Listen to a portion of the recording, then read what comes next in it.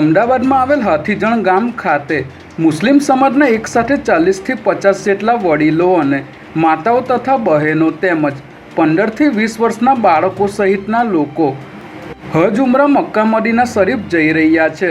જેને લઈને હાથીજણ ગામના મુસ્લિમ સમાજના લોકોમાં ઉત્સાહ જોવા મળ્યો હતો।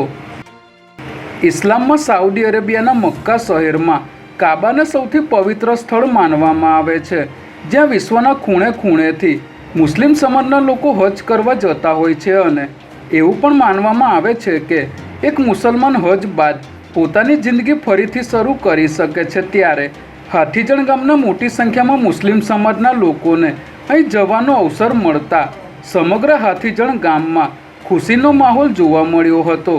જેમાં હિન્દુ ધર્મના વડીલો તથા માતાઓ અને બહેનોએ પણ હજ ઉમરા જઈ રહેલા ભાઈઓ બહેનો અને વડીલોને સન્માન સાથે